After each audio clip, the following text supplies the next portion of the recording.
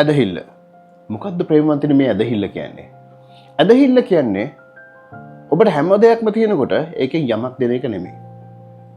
ඇදහිල්ල කියන්නේ ඔබට තියෙන හැම දෙයක්ම නැති වෙනකොට තියෙන ඉතුරු වෙලා තියෙන පොඩි දේ පවා දෙන එකටයි.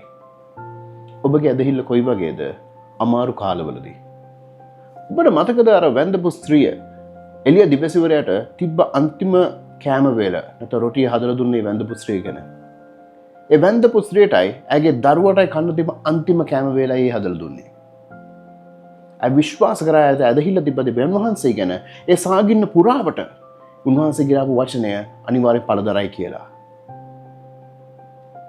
ඒ වගේම ඒ මුළු සාගින්න පුරාවටම ඇයට කිසිම අගහිඟයක් නොවන විදිහට ඇයටත් දරුවටත් අවශ්‍ය කරන හැම ආහාරයක්ම ලැබුණා. ඒ මොකද ඇය ඒ මොහොතේ විශ්වාස කරා. ඇයට නැති වෙන්න තිබ්බ අන්තිම පොඩ්ඩ දෙවියන් වහන්සේගේ වචනේ විශ්වාස කර දෙවියන් වහන්සේ විඳින්න දුන්නා.